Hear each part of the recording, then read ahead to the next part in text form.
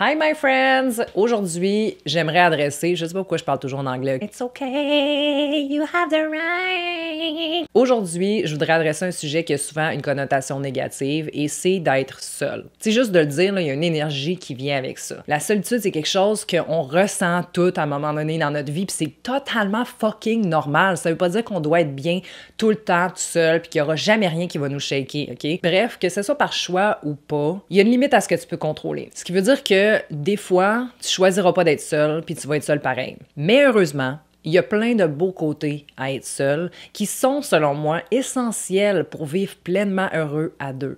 Fait que sans plus tarder, je vous partage ça, mais juste avant, hein, je veux juste dire ici que cette vidéo-là, ça veut pas dire qu'il faut que tu restes en dessous d'une roche tout seul à endurer ta solitude parce que les humains là, sont faits pour connecter. On est fait pour être en groupe, pour se rencontrer. Mais cette vidéo-là s'adresse aux gens qui vont se reconnaître probablement quand ils sont seuls, ont besoin de se distraire. Si la majorité du temps t'évites d'être seul en te distrayant constamment ou en étant constamment avec des gens, puis en allant chercher quelque chose dans les autres ou en voulant toujours être en couple parce que tu es incapable de dealer avec le vide qui se cache en dessous de la roche, ben là, il faudrait peut-être que tu ailles un peu en dessous de la roche. OK, la première chose que j'ai écrit, c'est apprendre à être bien seul. Puis ça peut paraître super évident, là, mais il y a plein de gens qui savent pas comment être bien seul.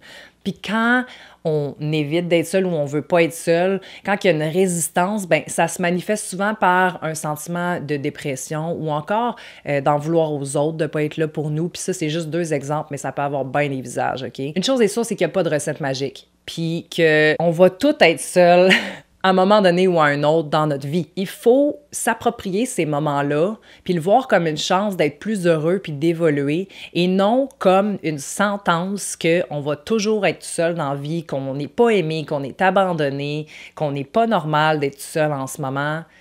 Va pas là. La deuxième chose, c'est être là pour toi sans personne d'autre autour. Puis ça veut dire régler tes problèmes par toi-même, poser tes rideaux, écrire dans un journal comment tu te sens pour arriver à tes propres solutions. Parce que quand tu fais ça, tu deviens de plus en plus indépendant, seul, mais aussi en couple. Puis tu vas pas dépendre des autres pour te sauver parce que tu vas savoir que tu es capable de régler tes propres shit par toi-même. Troisièmement, j'ai marqué « apprendre à te connaître » parce que tu te connais pas autant que tu penses. Puis c'est en passant du temps seul qu'on découvre des parties de nous qu'on connaissait même pas.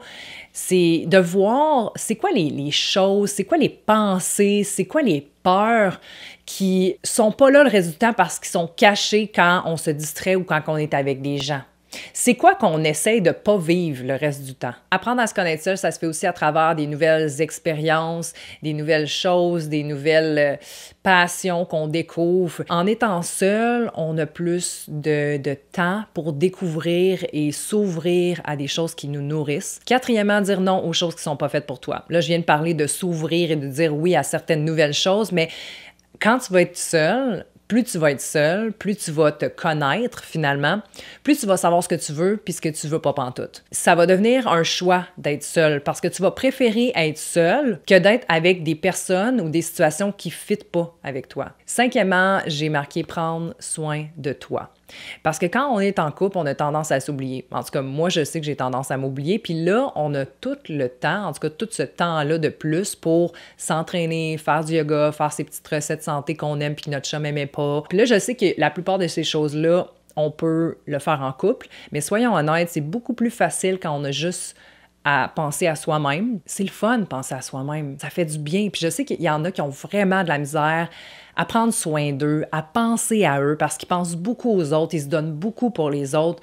Mais il y a de quoi derrière ça? Pourquoi tu prends pas le temps pour toi? Est-ce que tu penses que tu le mérites pas? Parce que c'est une belle preuve d'amour. C'est une belle preuve de s'aimer soi-même que de prendre soin de soi. Tu sais, quand on dit « aime-toi », « faut que tu t'aimes », ben ça fait partie de ça. Et numéro 6, le dernier, c'est avoir plus de liberté. T'as personne à consulter. Tu peux faire ce que tu veux, quand tu veux. Puis là, je sais que oui, on a toutes des responsabilités, là, OK? Mais reste que ce temps-là que tu avais à deux ou que tu aurais à deux, ben là, tu l'as pour toi. Puis tu peux explorer les choses différemment que si tu serais à deux.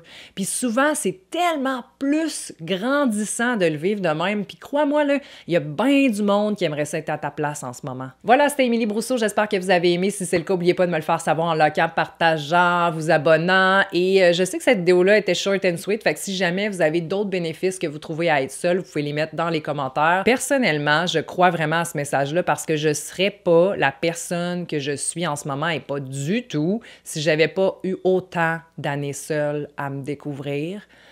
Même si c'est fucking tough des fois. Tu sais, encore hier, je me disais asti, je me sens seule, je me sens pas bien. Ça fait des mois que je suis bien, puis là, tout d'un coup, je suis pas bien. Fait que là, oh mon Dieu, je régresse. On peut-tu se donner un petit peu plus de crédit puis de compassion envers nous-mêmes que déjà d'être seul, c'est un exploit. Le fait que j'ai cette prise de conscience-là, de dire « Oh, il y a quelque chose qui va pas », ben ça aussi, c'est vraiment bon, tu sais, de faire « OK, c'est quoi qui va pas? C'est quoi qui se cache derrière l'inconfort en ce moment? » Puis que c'est pas linéaire, tu sais, que ça peut arriver qu'on se sente seul, c'est correct. Ça veut pas dire qu'on régresse, là. C'est quoi le comparatif qu'on a anyways?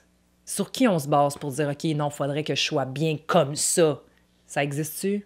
Puis si ça existe, ben c'est pas toi en ce moment, puis c'est correct aussi. Le secret, je pense que c'est de voir les moments seuls comme une opportunité de faire les choses qu'on pensait avoir besoin de quelqu'un pour faire ou qu'on s'empêchait de faire ces choses-là à cause de quelqu'un. Puis ça peut aussi juste être aussi de s'empêcher d'être totalement soi-même. Outre ça, comme j'ai dit, la compassion est hyper importante, avoir le courage d'explorer ce qui se passe, c'est quoi l'inconfort quand je suis seule, c'est extrêmement important, mais aussi se rappeler que l'abondance existe, puis qu'on a toutes les ressources sur cette terre pour avoir ce qu'on veut. C'est sûr que si on joue la victime, on risque de pas avoir la même énergie qui attire les mêmes affaires que si on cultive l'amour de soi, puis qu'on est bien seul, puis qu'on se dit « Oui, j'y crois que la bonne chose va venir à moi », puis que j'ai pas besoin de forcer quoi que ce soit pour attirer certaines situations ou partager ma vie éventuellement avec quelqu'un. En terminant, je voudrais juste remercier le 20% de gens qui ont cliqué sur la cloche pour être sûr de manquer aucune de mes vidéos. En fait, apparemment, être abonné, c'est pas assez, OK? Fait que quand vous regardez en dessous d'une vidéo, il y a un genre de abonné, puis là, quand tu cliques là-dessus, tu as le choix de voir toutes, d'être abonné à toutes ou genre juste être abonné tout court, apparemment, là. Bref, ça fait en sorte que vous manquez pas mes vidéos, parce que YouTube, sinon, risque de peut-être pas vous les montrer. Puis ça permet aussi à d'autres gens d'en profiter, d'aider d'autres gens dans cette communauté en voyant ma face sur leur écran. Fait que sur ce, peu importe si vous êtes abonné, pas abonné, cloche ou pas, je vous remercie d'être là. On se revoit bientôt. Namaste, my friends!